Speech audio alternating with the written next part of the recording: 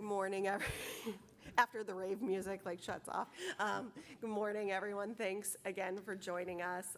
This is Arbitrage and Rebate Real World Examples, and I see some of you from yesterday, so appreciate you getting up early and coming to learn more about the exciting world of arbitrage and rebate this morning at 8:30. So what we're going to do in this session is go through some examples of situations where arbitrage and rebate issues come up in the real world. And these are stripped from the headlines, if you will. These are situations that we've all encountered as practitioners when we are working on transactions. So it's sometimes very helpful in these conferences to have those real world examples to sort of tie together some of the concepts that we had discussed yesterday with the actual practice of law. It just is helpful to see how things actually shake out and to put it in practice. So if you guys have any questions while we're talking about these examples, or you want to throw in any commentary, please feel free. We want this to be more of a discussion and are happy to answer any questions that you may have regarding some of the hypos or what we've seen in practice.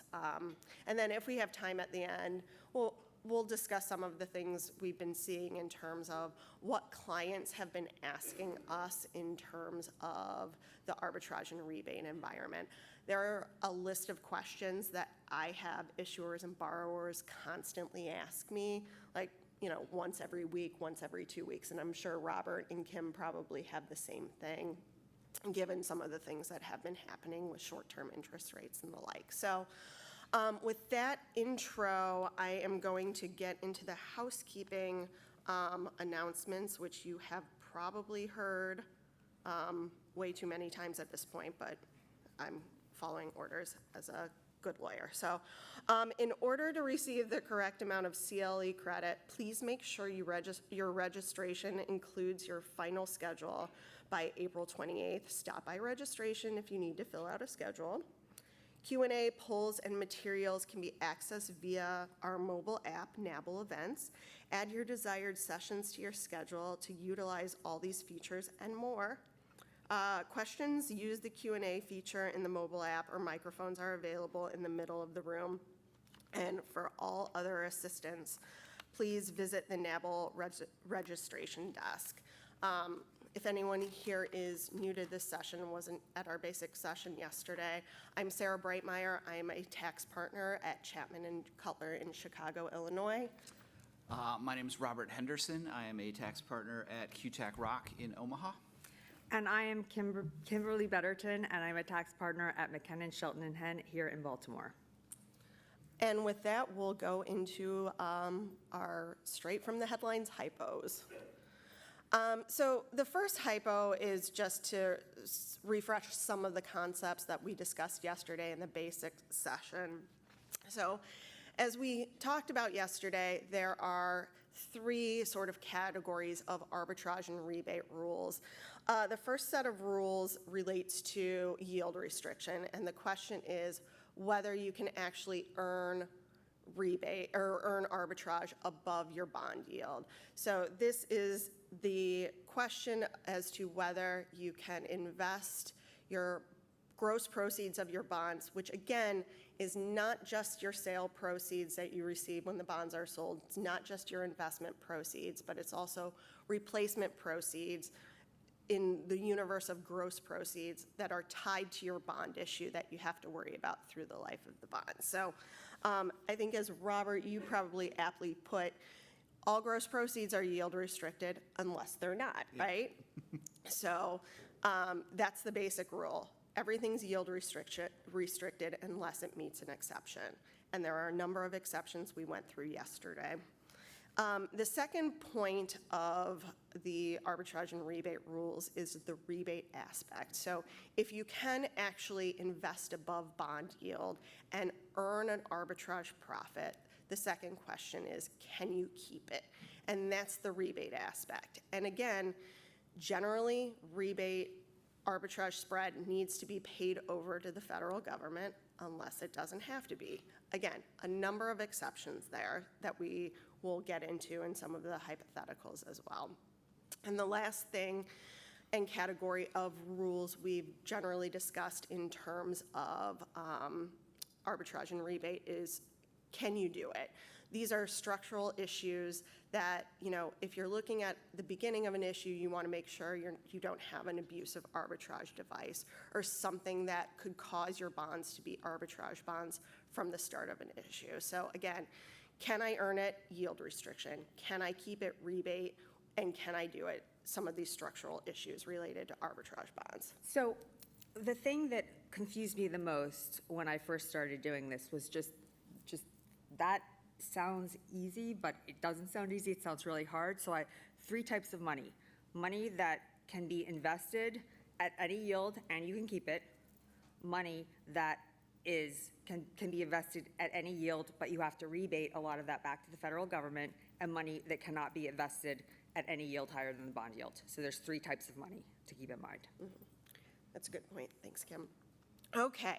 So in this hypothetical, we have a school district that plans to issue $11 million in tax-exempt bonds to finance the cost of certain computer equipment, building improvements, including a new HVAC system, and certain other renovations, a new turf field, and acquisition of certain school vehicles, including a new school bus. The bond yield is expected to be around 3.5%, and because short-term interest rates are so high, the school district is able to invest its project fund above the bond yield at 5%. So what are some things that the school district needs to consider as it plans its financing? So one of the first questions I would be looking at as bond counsel or tax counsel on this particular issue is, okay, how long are these projects going to take? What is your expectation in terms of expenditure of the $11 million? And if they qualify for a temporary period, that's what I am hoping happens. I'm hoping they're not saying, yeah, we expect to have $11 million of projects. It's over a 10-year period. That would not be a situation where I would be comfortable allowing them to issue $11 million of bonds right now, right? There are rules regarding issuing bonds too early. There are rules regarding hedge bond status, where if you have too long of an expenditure schedule, that can be a problem. So I would be looking to make sure they qualify for an initial temporary period at which they can invest above the bond yield. And for capital project financings, that, as we talked about, it's based on reasonable expectations in terms of expenditure, and the district would need to tell me they reasonably expect to enter into a substantial binding obligation to spend 5% within 6 months. They don't actually have to spend that within 6 months, but expect to enter into a contract, proceed with due diligence to finance the project, and reasonably expect to spend at least 85% of the proceeds in 3 years. And how I get comfortable with that, I think, depends. A lot of times what I will do, and you guys might do the same, is I would ask for a drawdown schedule from the school district to show me what they expect to spend and when they expect to spend it, to make sure they meet those criteria. And sometimes it's difficult because, a school district might not be used to putting together something like that, and you might be provided something that's like, okay, well, we know we have to spend it over 3 years, so I'm gonna just assume equal draws over a 3-year period. Sometimes I'm like, that doesn't seem to make sense, and then we have to talk through it, right? Other times you have issuers or borrowers that have a capital projects manager or an engineer or an outside third party that puts together a draw schedule. So sometimes it requires a conversation with particular issuers or borrowers to see who's preparing that, on what information is based, because you want to be able to reasonably rely on that. And sometimes, you're provided something that just looks a little off. Right, that's the intersection of the substantive tax law that we've been talking about and our real life due diligence obligations as attorneys, where you've just got to know the rules well enough to have things, kind of flash on your radar whenever you hear a fact pattern. You're like, that doesn't sound like that's the right way. Let's investigate this a little bit more. Yeah. Especially things like, are you guys actually going to spend this? Is this feasible to do? I know you're telling me you're going to spend everything in like a year, but will that really happen? So, Yeah, and I think it's like if you pump out a tax questionnaire and you get a lot of answers that seem like really easy and simple, and you just sometimes have to look behind it if it seems too good to be true. Those are all good points. And so, yes, so let's say you work through with the district and you get a draw schedule that looks reasonable, shows 85% being spent in 3 years. A second question that you would be looking at in this particular fact pattern is whether they expect to meet either the small issuer rebate exception or a spending exception from rebate. So Robert mentioned yesterday that there are a couple rebate exceptions to where if you do earn an arbitrage spread, you don't have to pay it over, provided in certain instances you spend the money quickly enough to meet the 6-month, 18-month, or 2-year construction and expenditure spend down.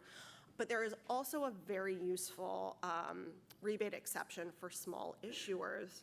And the general rule for the small issuer rebate exception, as we talked about yesterday, is that an issuer has general taxing power. It's not issuing more than $5 million of bonds in a given year. Certain bonds don't count toward the $5 million. Again, there are always like a million exceptions to exceptions to the tax rules. what would we be doing if we didn't have exactly. exceptions?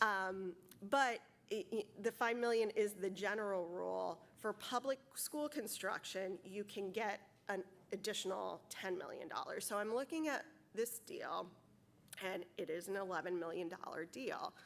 So you get an additional $10 million for school construction. So I'm looking at the laundry list of projects, and I don't have any estimates of cost components. So the next thing I would want to do with the district is follow up with them to figure out, okay, how much of this issue is actually going to be for construction costs to where they could potentially meet a small issuer rebate exception. And then you have to look at the definition of what is included in construction, which sounds like it might be easy, but it can get very tricky. So in looking at this, construction costs don't include things like equipment. So I see computer equipment here. That would not qualify for the additional $10 million buffer for construction. So I'd need to make sure that would fit within the first $5 million of the deal. Building improvements generally are considered construction. It's improvements, rehab, renovation to real property. Those are generally okay. You don't have to be constructing a new building to be considered construction. So I would be asking, okay, how much is the new HVAC system going to cost? What are the other renovations? I threw a new turf field in here because I have been asked questions as to whether construction relating to athletic or sports fields can be considered public school construction. And I don't know if you guys have ever run into this, but I am very hesitant that a new turf field would be considered construction. So I would probably be erring on the side of caution on that unless I could find some research or letter rulings or some guidance in the code or regulations that says otherwise. So those are the types of expenditures where you might run into some sticky areas. And the acquisition of certain school vehicles, including a new school bus. Generally speaking, acquisition of vehicles would not be considered a construction expenditure, but there are exceptions for things, for something called constructed personal property, where it's specialized vehicles that will take more than 6 months to deliver. and you have to enter into a contract with them prior to its delivery. So things like fire trucks or ambulances, those could be considered constructed personal property. So again, I would want to just see in the breakout of expenditures here, what pieces are construction, what pieces are not, and hopefully they could qualify for the small issuer rebate exception, in which case they wouldn't, if they are earning the spread, they wouldn't have to pay it over to the government. Again, they could also potentially qualify if they didn't meet the small issuer exception because of the public school construction rules. They could potentially qualify for a spending exception if they're spending the money down quickly enough. Other things I would be looking at as I started the deal are the universe of monies that are tied to the bonds. What are the replacement proceeds? Are there any other funds that we have to worry about? Do they need to potentially hire a rebate analyst if they don't meet one of the spending exceptions?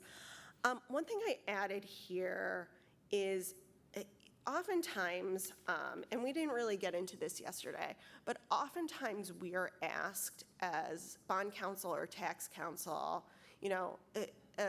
our issuer or borrower might be like, okay, well, this is what I plan to invest my bond proceeds in. And we as attorneys are not giving financial advice. So I'm like, okay, what we care about is that is a legal permitted investment under their documents or under the law for the type of entity that is issuing or borrowing the proceeds of the bonds. And what we also care about as tax counsel is that the investments are meeting a fair market value standard within the regulations. And Robert mentioned yesterday, there are a number of safe harbors for the establishment of fair market value. And you want to be within those safe harbors for investments because if you're not, the investment is rebuttably presumed to not be purchased at fair market value. And then your issuer and borrower has the burden of establishing it is a fair market value investment. And a lot of times it's fairly easy to fit within a safe harbor, but that's something that that I'm often asked about. They're like, we want to invest in X, Y, Z, and I have to analyze, okay, that fits within a safe harbor investment. We're not giving you advice. I'll ask my bond partner, is this a permitted investment? And they'll say yes or no. So that's where we sort of get involved in the investment aspect. So I don't know if Kim or Robert, you have anything more on that? No, my favorite part of doing investments is bidding out GICs because it feels like, even though I think the GIC rules are pretty clear, although there are a lot of them, people kind of lose their heads a little bit and be like, oh, what are we doing? Is this okay? Specifically, going out and finding bidders for GICs because apparently there's only 2 or 3 banks out there that'll even give you GICs. I don't know if you guys have had that experience. Yeah, no, I have had that experience. So in a guaranteed investment contract is basically an investment agreement with specified terms that you go out and seek bidders for, and they give you their best rate on this investment based on your terms. There are very specific rules as to how you establish the fair market value for bidding and the bidding process and bidding out those investments. And if you don't get 3 bids, you're not within the safe harbor. One of the issues, however, is that in the 90s and 2000s, GICs fell out of favor because there was a big bid rigging scandal, and it's actually very interesting to read about for like tax nerds like me to see all the collusion that was going on in the industry. So now there are very few providers, so it's very difficult to be within the safe harbor. That's just some little flavor. Anyway, what else? I think we can move on to the next hypothetical. And Kim will turn it over to you. Okay, so we have a 501c3 charter school that's planning to finance an expansion to serve middle school children. Their total project is $15 million. They have a grant that they expect to receive of $1.5 million. They have a capital campaign where they have $1 million on hand, and they expect to receive another $4 million over 5 years. They expect to complete the project in 3 years, and they want $15 million worth of bonds. So what I have to look at here is I've got a $15 million project, and I've got a bunch of sources of funds coming in that are all competing to pay for that same $15 million. So it's almost like I look at boxes and I try to figure out where can I fit all this different money. I have a project box. My project is $15 million. I have a debt service box. I also have other projects, potentially. So I need to make sure that my borrower is not taking on $50 million worth of tax-exempt debt, knowing it's got another, $6.5 million coming in from alternate sources, because that is double dipping. We can't have two sources of funds going for the same project. Otherwise, what happens is ultimately $6.5 million ends up invested somewhere, and you can earn arbitrage. So I would say to the school, I would start with looking at the grant funds and saying, are we sure that the only thing we can spend the grant money on is this project? So that's one way to go. Another question would be, is it only for the actual project, or could we also use it to pay debt service on the bonds? So if the grant came in and I've already used my bond proceeds for a project cost, could I pay down some of my bonds with that grant to get rid of the money? Because if you have the extra pot of money sitting around or those extra funds coming in, one thing you can do to not run afoul of the rules is to make sure that you're using that money to get rid of tax-exempt bonds, because when you lower the amount of tax-exempt bonds in the market, the IRS is happy. So for my grant, I'm just going to assume that I can only use it for my project. Once I know that I can't have $15 million worth of project bonds. Like, forget about cost of issuance or other things. We're just talking about the project now. If I have a $1.5 million grant coming in, I'm going to have a hard time issuing $15 million worth of bonds unless that grant's not coming in for 5 years. Do you know what I mean? If it's coming in down the road, what I would do is I would say, well, can we put some kind of optional redemption provision into my bond documents, so I basically make it an interim loan, a bridge loan, and I will take out my $15 million, and then I will have some kind of provision that allows me, when I get that grant money in, to pay down that 1.5, and that's acceptable, because you're taking that money the minute you get it and you're redeeming bonds with it. You just don't want to sit on it or allow them to sit on it for a long time earning arbitrage. There was actually a financial advisor here in Maryland about 15 years ago that was going around saying to people, to charter schools and to actually 501c3 schools in general, that they should issue $10 million worth of bonds for a $10 million project, and also have a $10 million capital campaign, and then stick all the money in the capital campaign into a fund and arbitrage it. They actually sold that. And I had, as tax counsel, when they all came in through my issuer, I had to say, yeah, I'm sorry he told you that, and I'm sorry that you made plans based on that, but we really cannot do that.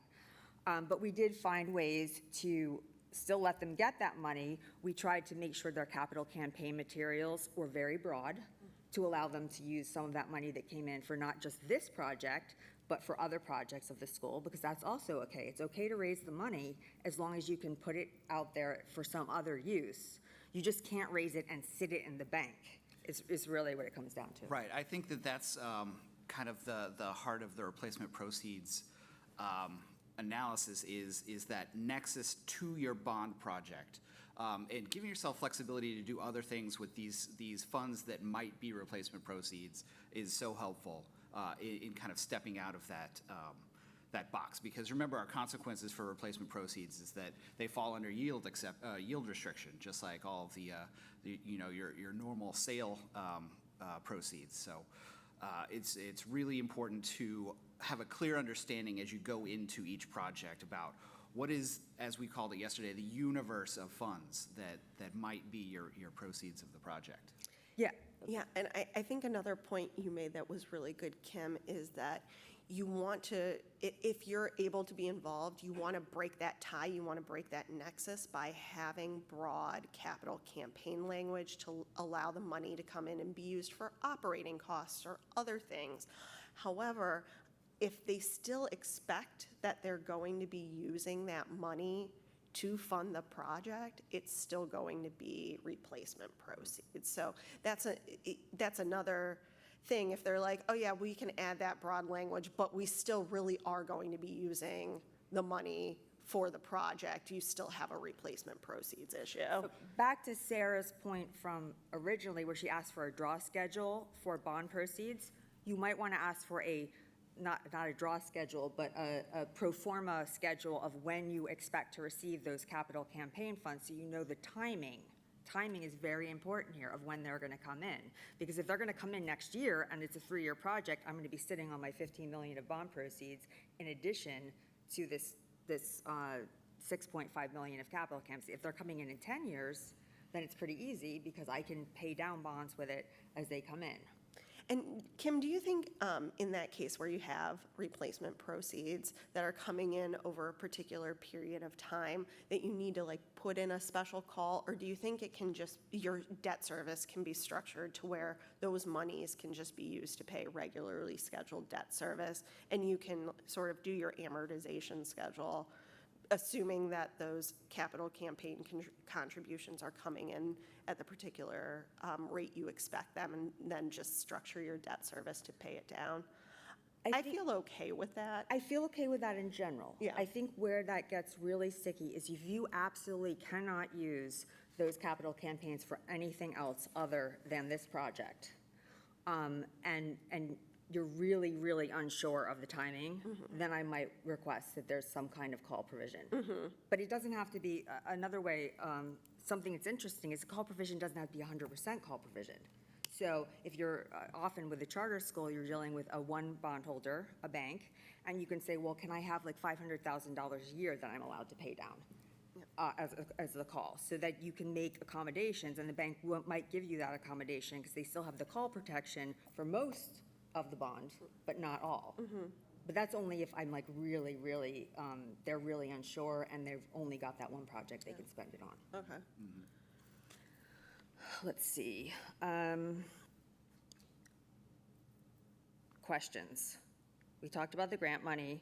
Okay, so if you already had $1 million in capital campaigns on hand, I will not let you bond for that because it's restricted funds you have on hand. So that's automatically going to get you down from 15 million to 14 million because you have that money on hand. The next question, the bank would like the capital campaign funds to be held in a restricted account that covers debt service shortages. So that starts looking like a debt service reserve fund at that point. So you need to look at that. And you might be able to structure it if the bank says, I'm kind of requiring this as a required reserve fund.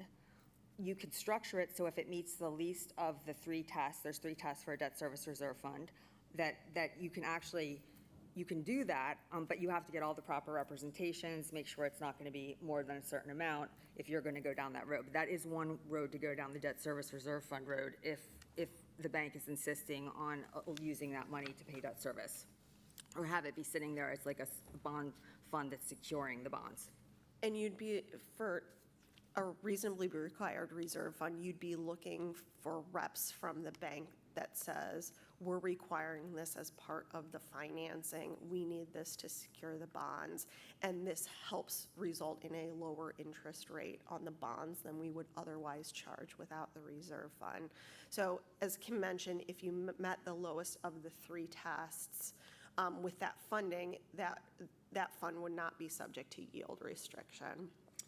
But it would be subject to rebate. Yes, it would be subject to rebate. And another thing to realize is sometimes your bond lawyers might come in and ask you, after the fact, can we treat something as a reserve fund? And that's very difficult because if you don't have reps up front that this is supposed to be a reserve fund, you can't really say, oh, well, it was a reasonably required reserve fund because it wasn't required.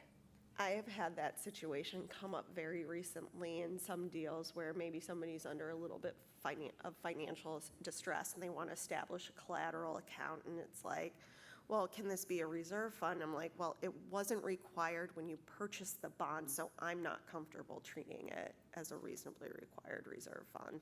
Yep. Then the next question, the bank proposes 2 financial covenants. The school will maintain at all times $5 million in liquid assets, and the school will have a debt service coverage ratio measured quarterly that will be 120. So whenever you have a creditor requiring money to be held in a fund, it starts looking like a reserve fund. So you have to think about, can that money be drawn down?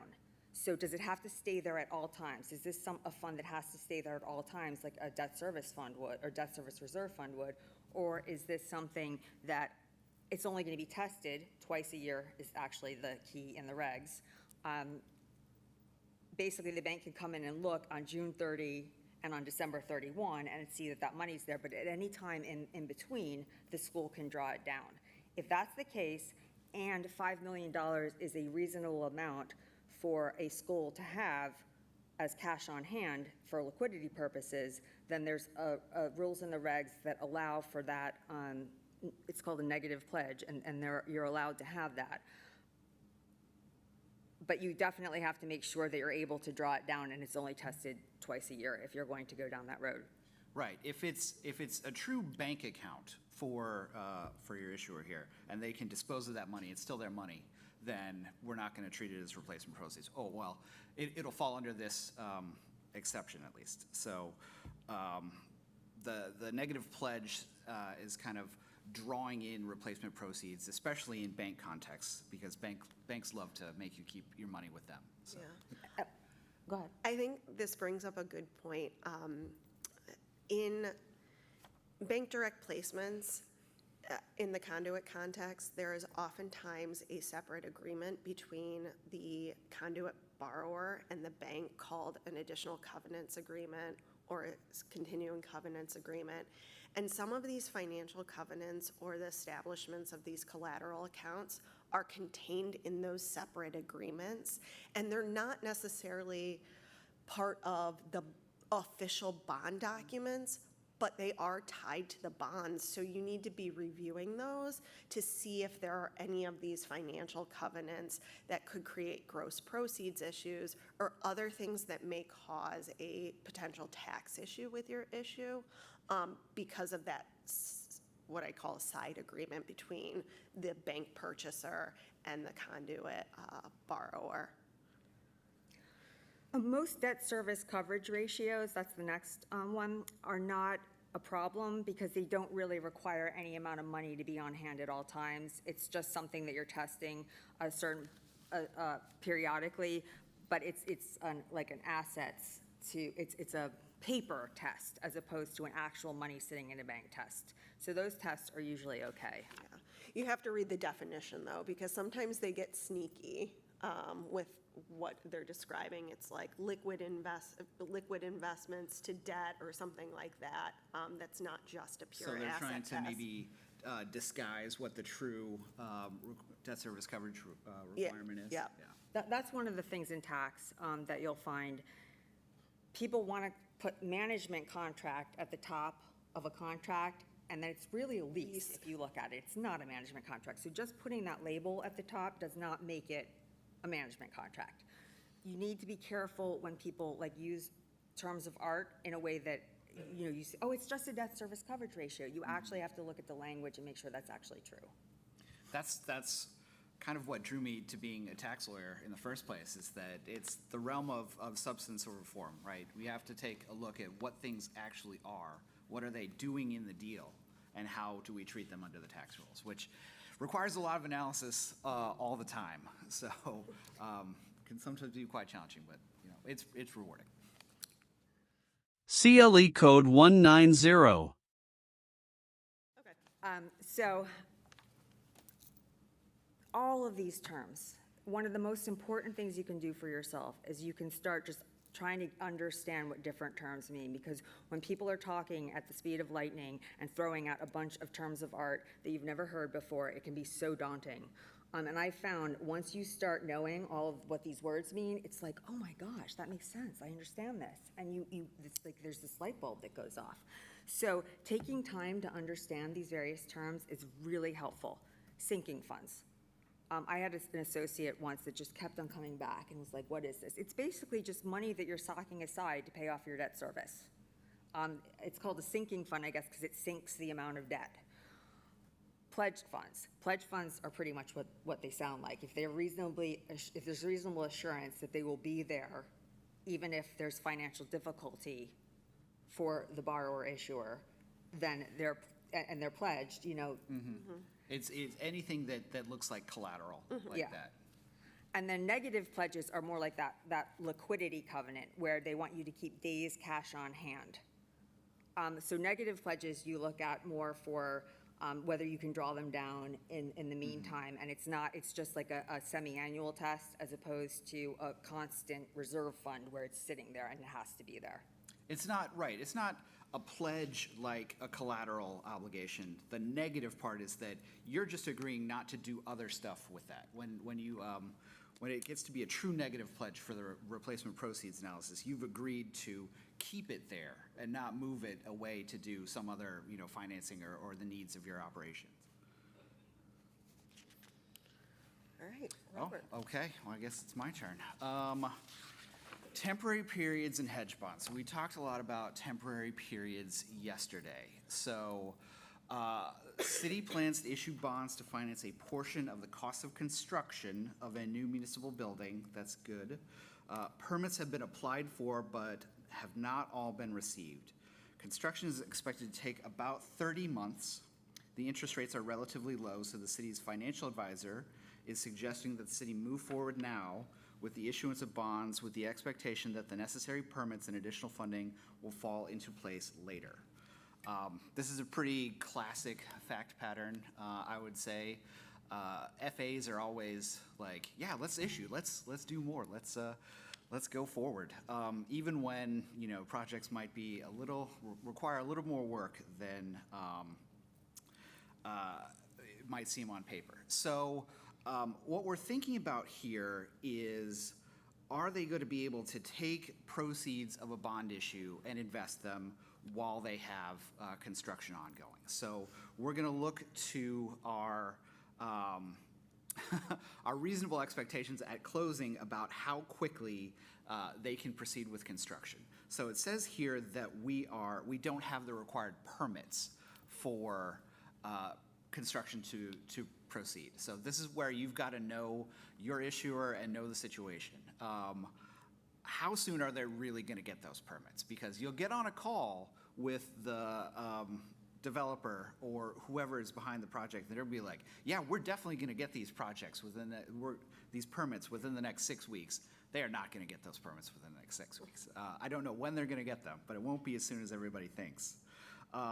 So you've kind of just got to do that investigation. You've got to, it would be helpful if everybody in the deal had been through a similar project and had a real kind of sense about how long it would take. But so turning to the issue of our bond proceeds, can they qualify for a temporary period so that the proceeds could be invested above the bond yield? And right, the purpose of that is to alleviate what they call negative arbitrage, right? As soon as they issue the bonds, they've got to start paying interest on them. So that money's got to come from somewhere.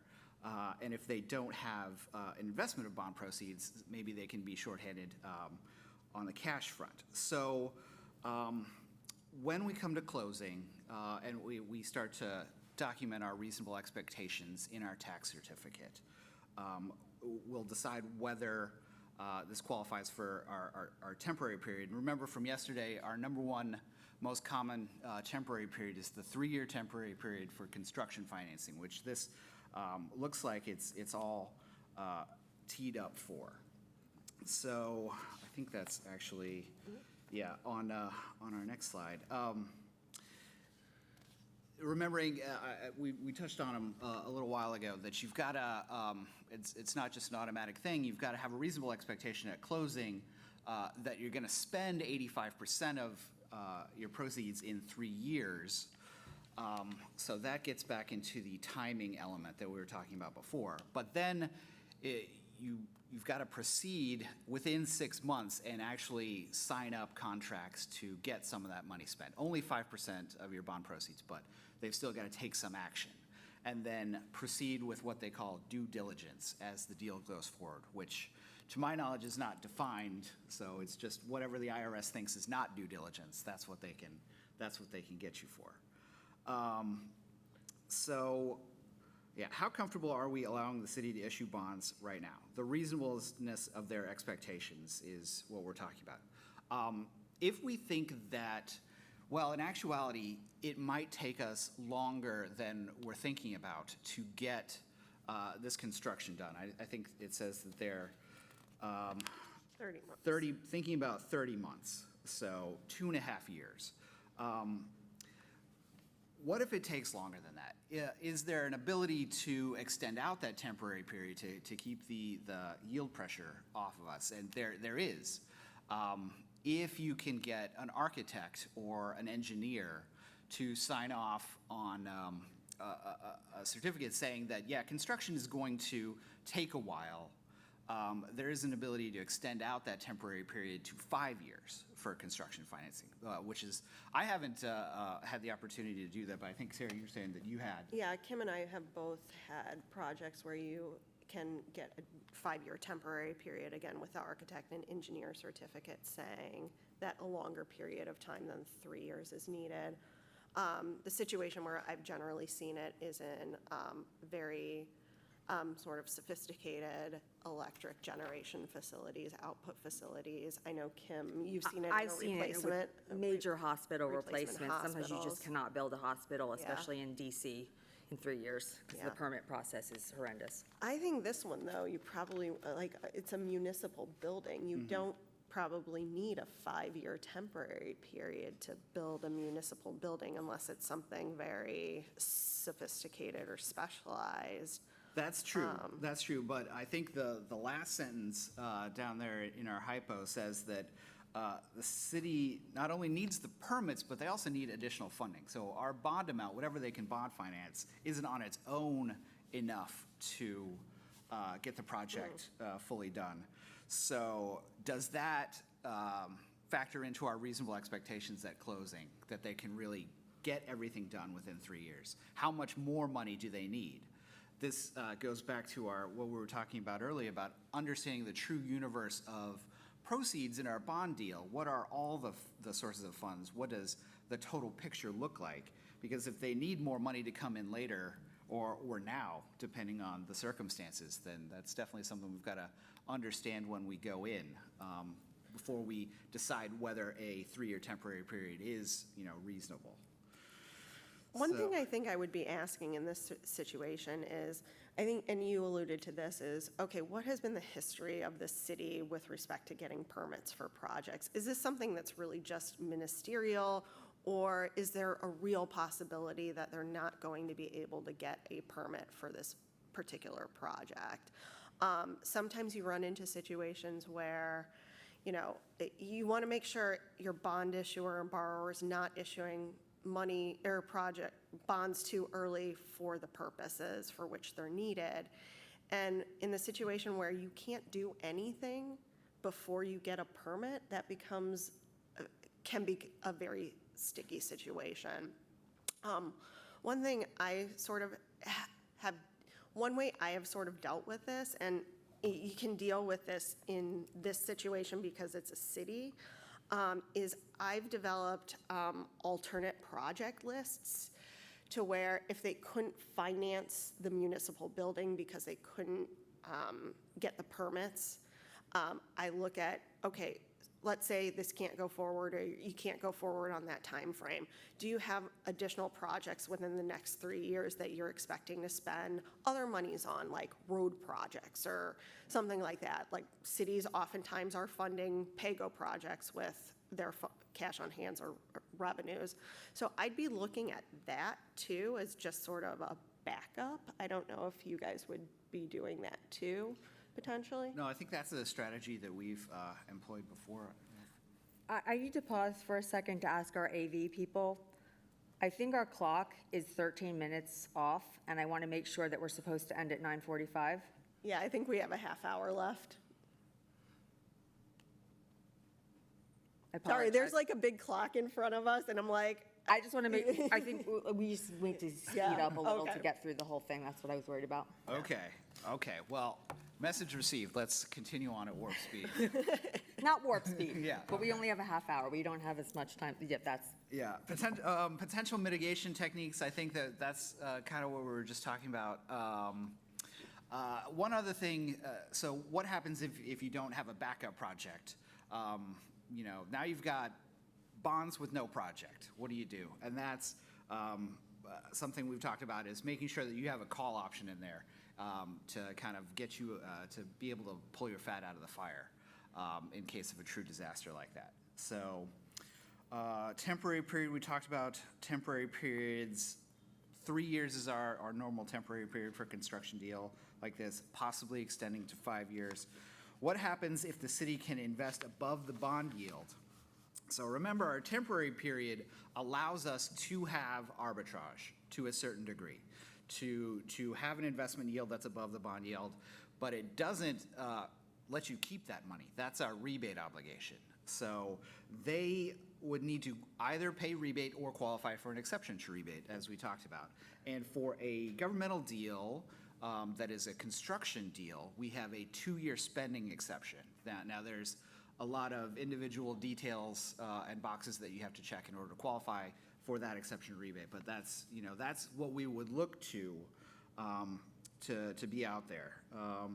75% of your proceeds need to go to actual construction costs. So we would need to understand the totality of the financing, what all that they spent their proceeds on. But that's the way we would think about that. So what else do we have? Okay, what happens if the city does not spend all of the construction proceeds in 3 years? Yield restriction and reduction payments. This is what we've been talking about. In this circumstance, so if we decide that the project qualified for a 3-year temporary period, it may also qualify for a yield reduction payment if, we end up having too much arbitrage. Again, as we talked about, yield reduction payments are out there and they're a useful tool, but they're, you've got to be on firm foundations to really take advantage of them. It's not something you can snap your fingers and be like, arbitrage, go away. But that tool is out there for us. But in a deal like this, if there's uncertainty about when they're going to be able to do the actual construction, it may be useful to structure the deal as a drawdown instead of drawing everything at closing and investing the proceeds. With a drawdown structure, you close on the bonds, issue a nominal amount, and then as construction expenditures happen, then they draw the proceeds of the bonds, which is useful. It alleviates the negative ARB problem. There's not that interest carry amount that they're talking about. So why did someone raise the question of hedge bonds? This goes back to our reasonable expectations. So obviously, if you issue bonds way earlier than is required, you may possibly create hedge bonds, as we talked about that a little bit yesterday. But if our reasonable expectations at closing don't indicate that we can fit into our 3-year temporary period, then we may also have a hedge bond problem, because you have to expect to spend 85% of your proceeds to avoid hedge bond classification. So what happens if they're hedge bonds? It's basically the same thing as if they're arbitrage bonds. You've lost your tax exemption, and everybody is very upset. So even if you, in the worst case scenario, well, I suppose that's not the worst case scenario, but it's a bad scenario. even if you don't expect to spend 85% of your proceeds in 3 years, you can still avoid hedge bond status by being a quote-unquote qualified hedge bond, which is kind of tricky. You still have a spend-down schedule. It's a little bit easier. It's a 5-year spend-down schedule. I don't remember off the top of my head what the exact targets are, but you have to hit those targets as you go along in your deal, and you won't get slammed. So You still sometimes have to overcome that you're not issuing your bonds too early, because one indicia you're not issuing bonds too early is if you qualify for an initial temporary period. So you would want some good reasoning as to why you're doing a qualified hedge bond and not qualifying for a temporary period. So you'd want additional probably facts and backup from your issuer or borrower as to why they want to do that. So. and there's another escape clause from hedge bond status, just to touch on briefly, besides that spend down, is if you can invest 95% of your bond proceeds in non-AMT other municipal bonds, you also get out of the hedge bond rules that way, which is kind of a weird exception to me. I don't know why that It's works, because but it works.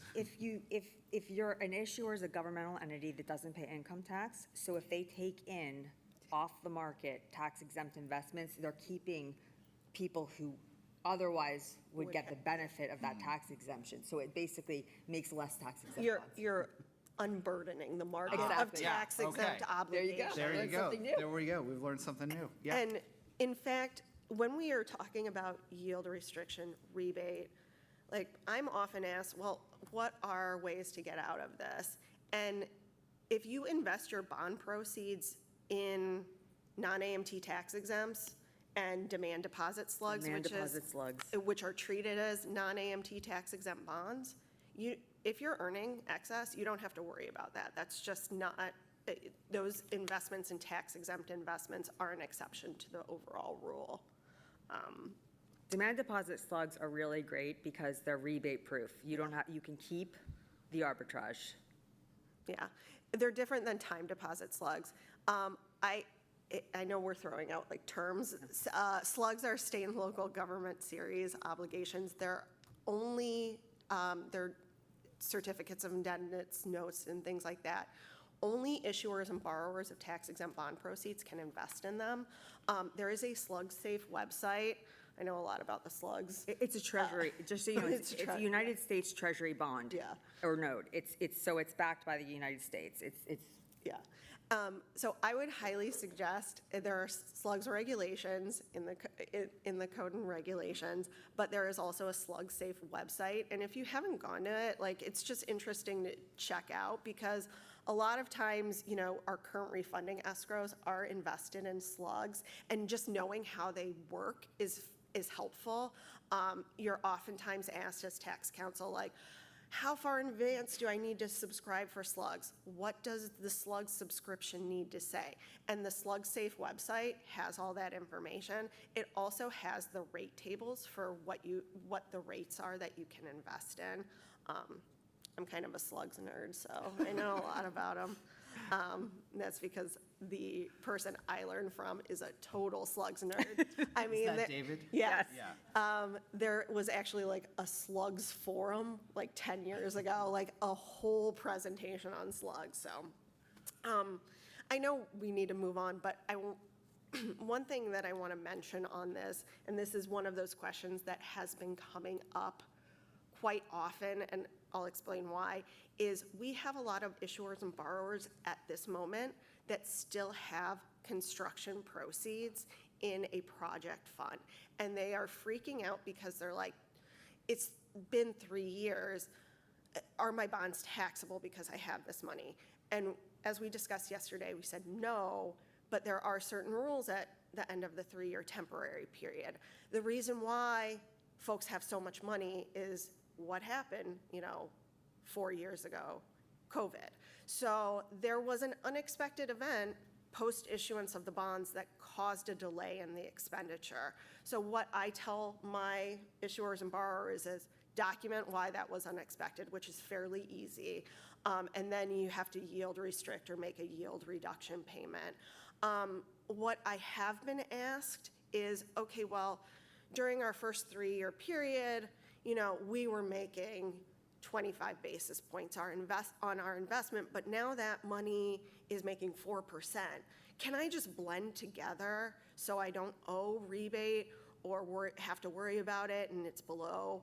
And you can't blend a temporary period negative ARB with post-temporary period yield restriction investment yield. That is just not something you can do unless you would have. There are waivers you can make. You could have waived the temporary period way back then, but nobody did that. So that's also something to keep in mind because that is something I am commonly asked. You always go back to your 3 pots of money. Yep. It can be invested and you can keep it. It can be invested at any rate and you have to rebate it, or it can't be invested at a higher than the bond yield, and they have different rules for the 3 pots. Yeah. And then, again, I'm like trying to throw in all these tips. I don't know, like, I know we have to go on. Another question I'm sometimes asked is, issuers or borrowers have the projection of what the project is going to cost. And usually it may be higher, but sometimes we have projects that come in less than expected. And after the 3-year period, there's money left over. And they're like, well, what can we do with that money? And, depending on state law or restrictions in your bond documents, you can potentially use it for another project. There's the ability to declare the proceeds unexpected excess sale proceeds and investment earnings and potentially use those to pay down the debt. And what we generally would do in that situation is we'd have the issuer or borrower document why it was unexpected to have that extra money and what the original projection of costs was based on. But that is also something that you might see happen where an issuer or borrower's project was expected to cost something higher, and there's now some sort of leftover money. We have 3 more hypos. Oh, geez. And 15 minutes. Or 19 minutes. Okay. So. Okay. Well, let's keep going. All righty. Okay. Hospital is planning to currently refund certain bonds, 2009 bonds, as well as finance a new cancer center. The hospital would like to publicly market the refunding bonds, but issue the new money bonds for the new cancer center in a bank direct placement. The hospital wants to close both transactions on the same day. They have flexibility in the timing of the sales of each piece and could sell them both within 15 days of one another. So there are 2 questions. One, can this be a single issue for arbitrage purposes? And what if the hospital wants to split the refunding and the new money up to better track for financial statement purposes? So in this case, we have a bond issue that's being publicly marketed. It's going to be sold by an underwriter, probably pursuant to an OS. We have new money bonds that are being sold to a bank in a direct placement.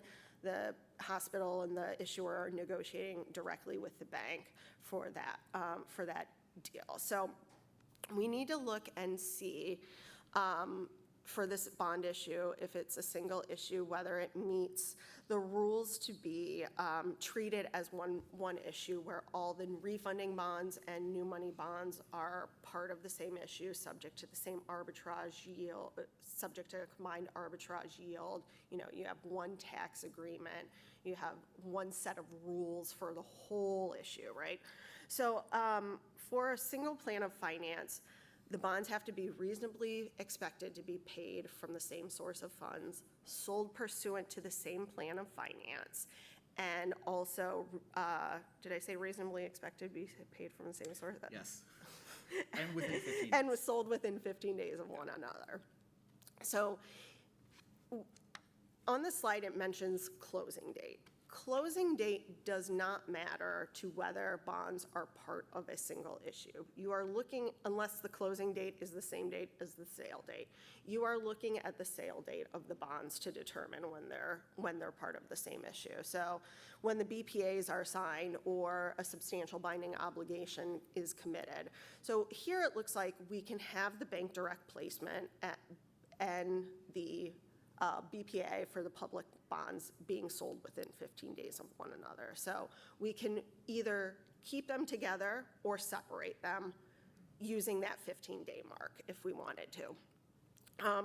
Sold pursuant to the same plan of finance is sometimes very difficult because the regulations don't really say what a single plan of finance is. But they say what a single plan of finance is not by giving examples. So they say bonds issued to finance, short-term bonds issued to finance working capital, and long-term bonds issued to finance a capital project aren't part of the same plan of finance. So that's not very helpful.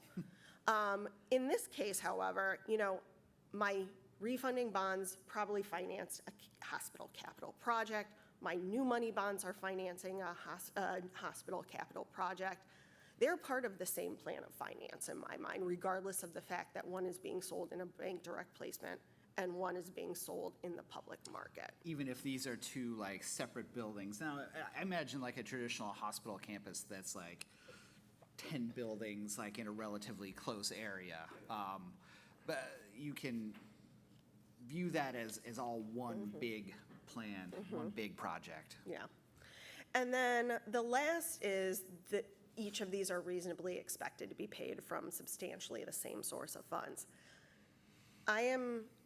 We don't know from this hypo what the source of funding is. However, in hospital 501c3 financings, they are usually just general revenues from the system is the source of payment. So I'm using my just thoughts here and thinking that is probably likely the same case here.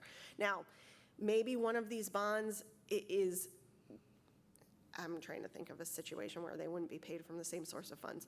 Maybe the new cancer center is going to be funded, or debt service is going to be funded with a specific grant. So you have a grant revenue bond source as opposed to general hospital revenues. Maybe that could be a situation where you would have separate sources of funding to repay, but generally speaking, in these types of financings, they'd all be payable from the same source of funds.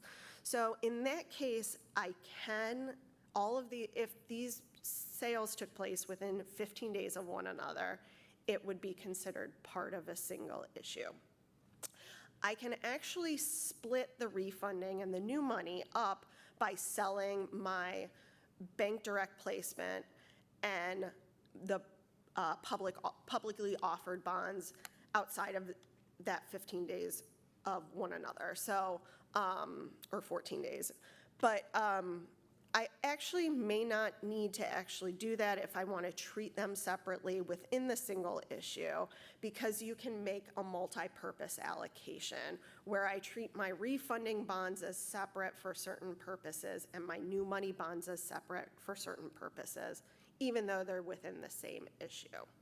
That said, one of the takeaways that I said yesterday is, this is saying that the bank direct placement bonds are being used for the new cancer center. My publicly offered refunding bonds are being used for refunding. If my issue with both of those sets of bonds does not meet some of the multi-purpose allocation rules, then those sources and uses aren't necessarily respected for tax purposes. This is the point that just because something says Series A refunding bonds and Series B new money bonds for state law purposes or for document purposes, that doesn't necessarily mean that's a tax law allocation. So that is just the point of this hypo, is to drive that home. All right. Accounting for expenditures. Housing Finance Authority is going to issue 142 multifamily housing bonds. Those are also called qualified residential rental projects. Prior to contracting, the authority, the borrower hired an architect to do design and put a deposit down on the purchase of land. The authority passed a resolution to provide that they were going to do the tax-exempt financing for the project. Housing will be part of a mixed-use development that includes retail on the ground floor. Developer has obtained a grant to pay for that retail. The financing budget includes a deposit to a capitalized interest fund calculated to cover interest through 12 months after completion of the project. Quickly, because we don't have a lot of time, two of the most important regulations for accounting for expenditures are 1.148-6 and 1.150-2. Those are your friends if you're trying to account for expenditures. Questions? Can the borrower use the proceeds of the bonds for the architectural expenses or the land down payment that was already paid? So there are very strict rules about what happens with money that you spend before you issue the bonds. The key date here is the date you issue the bonds. If you spent the money before you issue the bonds, you have to comply with certain rules. Those are in 1.150-2. With respect to architectural, and I guess I should say the general rule. The general rule is that you need to have an official intent to reimburse those expenditures that's passed, I'm just going to say contemporaneously with when you start spending the money. So that is the general rule. There are exceptions to the rule. Exceptions are preliminary expenditures. So if you have architects or design fees that happened 5 years ago and you didn't have a resolution in place, those will still be okay to a certain, there's a limitation on them, of course, because it's the tax rules. But you can still get those back and reimburse them once you actually issue the bonds if they're preliminary and they happen before groundbreaking on the project. For hard costs, so anything where you're actually acquiring something or you're starting to build groundbreak renovations, you need to have something called official intent. That's where you say, I'm going to issue bonds for this eventually, and I'm going to reimburse myself in this amount. And they're maximum amounts. Sorry, I'm trying to go fast. And these official intents are usually kind of baked into the resolutions that a city or a housing authority is going to pass. You know, residential projects take years to get all the funding necessary and a while to build everything up. So these official intents are going to be passed usually early on in the process, so that you'll have a good reimbursement period for your project. But in your world, in my world, borrowers show up and they're like, "Oh, I spent the money 10 years ago and I can't get it back now." Yeah, no. So yeah. Leave. Take height. Yeah. So it's when you can get in early with a borrower and make sure they have some kind of official intent in place, that's very key to ensure that they can make the most out of their bond issue, basically get the most expenditures reimbursed. In terms of so the architectural expenses here we could probably get back because they're preliminary expenditures. The land down payment we probably can't unless our official intent happened. So we might have to tell them no, they can't recoup that. How much interest can be financed with the proceeds of the bonds? Okay, so I'm trying to figure out how to do this quickly. Yeah. Well, generally we have to spend our bond proceeds on capital expenditures.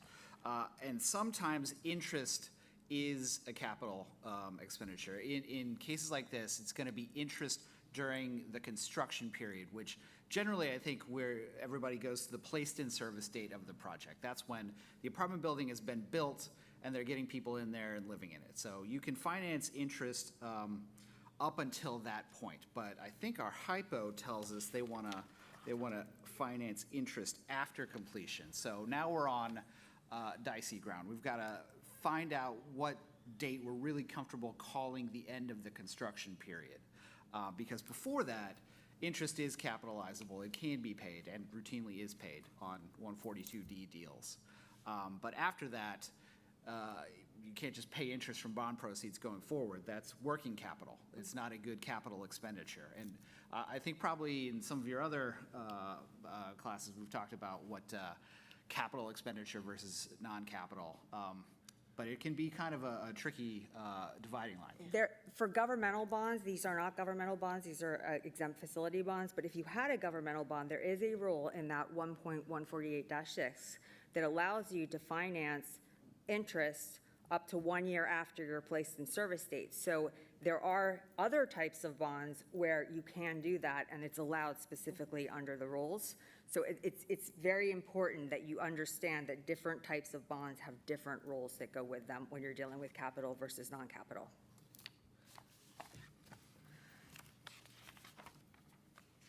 Let's see.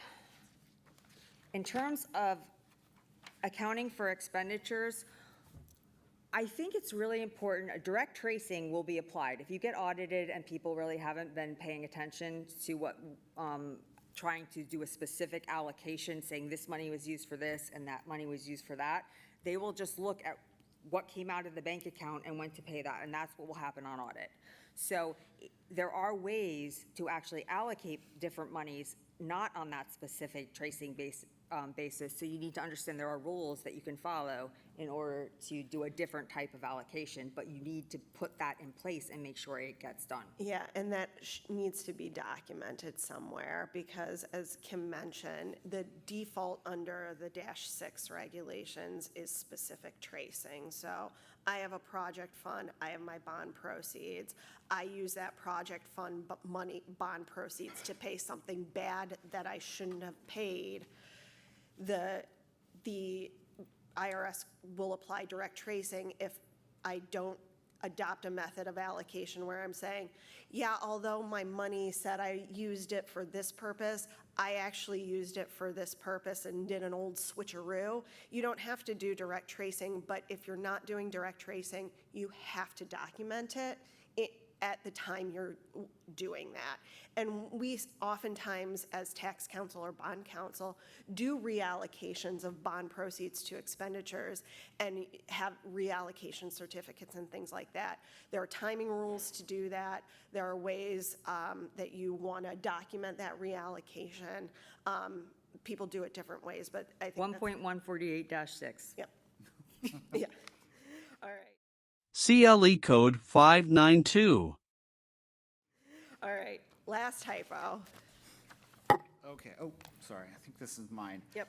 A state agency is issuing bonds to finance several transportation projects on a negotiated basis. On the sale date, the underwriter conveys to you that the underwriter sold 100% of all 2031 and beyond maturities out to 2041, but was only able to sell 5% of the 26 to 29 maturities and 25% of the 2030 maturities.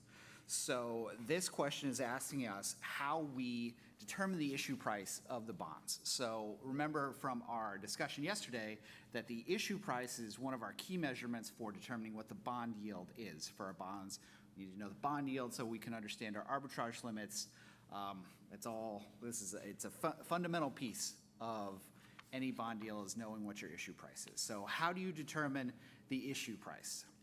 We have 3 rules for determining issue price. Our general rule is the first price that they sold 10% of the bond proceeds at.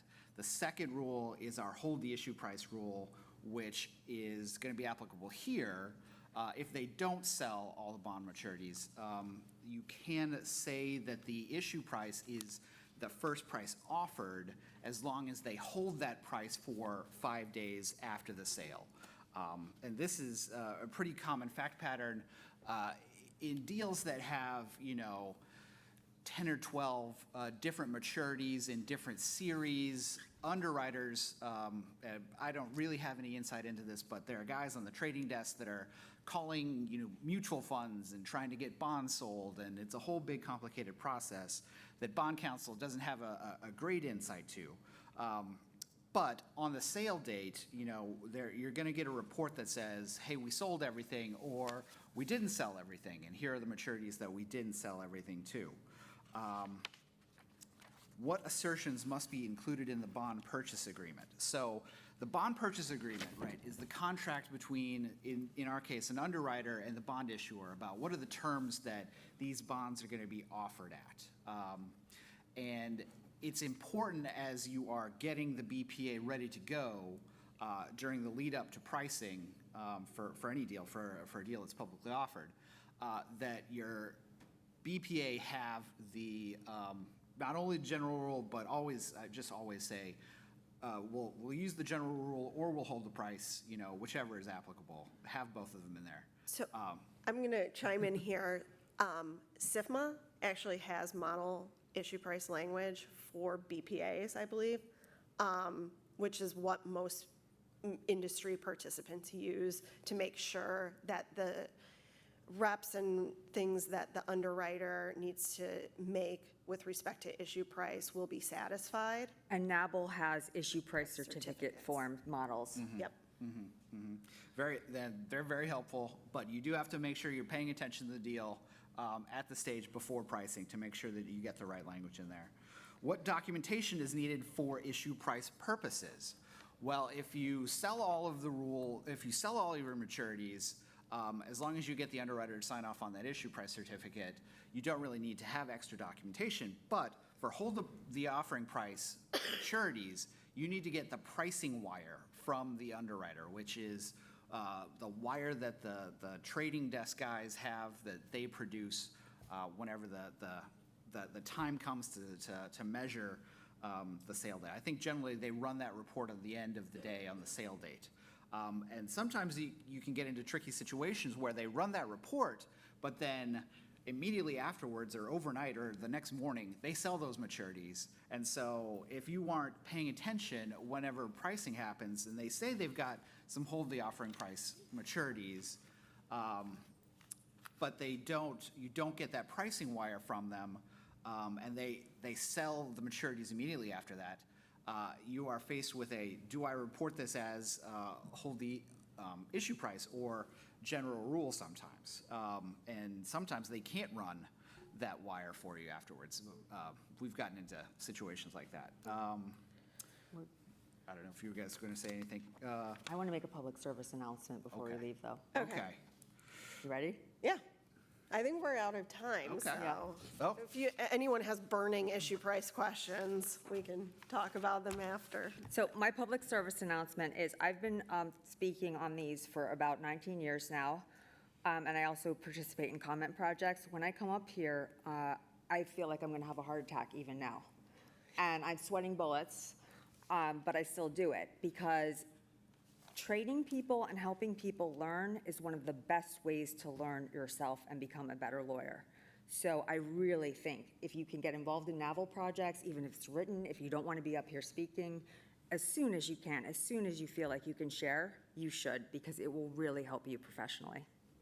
To echo that point, like when I was a first and second year associate, I was so nervous to get involved. I was like, everyone's going to think I'm an idiot. Like I can only really mark up a document to like make sure it's singular to plural. How can I actually really help on these projects? But you learn so much, and it's a very welcoming community. Yes. So I highly encourage you to get involved as well. And I too hate public speaking, and I do this because like I'm asked and I'm a lawyer and I don't want to say no, and I just always take on too much. But like honestly, we're always looking for speakers and people who want to get involved, and getting involved from the get-go, I think really helps your career. It will give you people all over the country Yeah. you can talk to get network. advice from. And I've made lifelong friends here. Yeah. So thank you all again for coming at 8:30 to learn. Yay for you. Yeah. Yeah.